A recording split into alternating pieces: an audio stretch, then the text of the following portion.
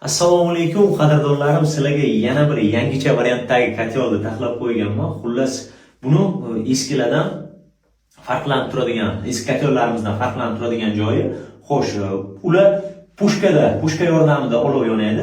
Mana bunda esa mana bunaqa garilka bilan, kichkina hajmdagi garilka bilan mana shuning ichidagi 9 dona tushgan turbaning ichidagi suvni xullas qizitib beradi. Eski kotellarimizda отоплениyaga yaxshi tushdi, отопленияni o'zini yomon ko'rsatmadi. Faqatgina topli polga suvning hajmi kam bo'lgani uchun yaxshi sirkulyatsiya bo'lmadi. Chunki topli pollarda har doim nasos bilan ishlaydi. Nasos qo'shilgan paytida suvni juda ham tez aylantirgani uchun xo'sh, issiqlik effektini bera olmadi.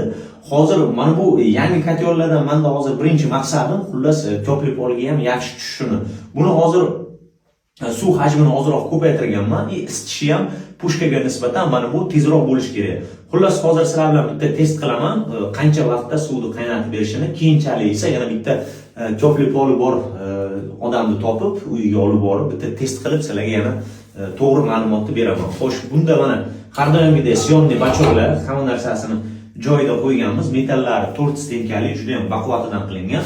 Xo'sh, yoqib olishi mana har doimgidek bitta keraksiz matoni olamiz. İçiga qo'yamiz, xo'sh.